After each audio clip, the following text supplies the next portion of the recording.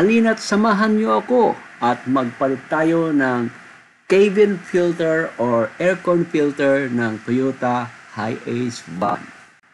Napakasimple lang nito at kayang-kaya nyo rin gawin. So para ma-access natin ang lagayan ng filter, kailangan tanggalin natin itong glue box, no? So gagawin mo lang, buksan mo ng konti, tapos hilahin sa kaliwang side. Sa kaliwang side muna. Pag hila mo sa kaliwang side, tanggal na yan. Then, tanggalin mo yung cover. Yan. Tanggalin mo ang cover. Then, maghanap ka ng panungkit at nakita ko nga yung ballpen sa malapit. Kaya yun ang ginamit ko. Dahil kapag kamay, medyo mahirap. Yan. So, tingnan nyo kung gaano kadumi itong cabin filter. Yan. So, papalitan na natin ng bago.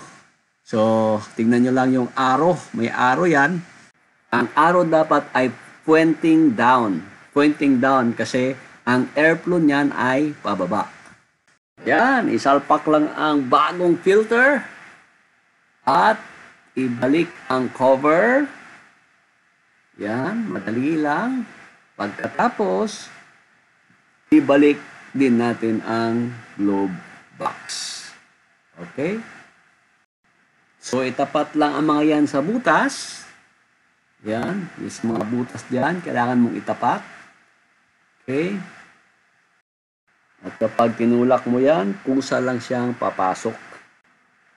Tapos, kaunting palo para kumapit. Ayan. Then, testingin natin. Okay na ba? O. Ayos na.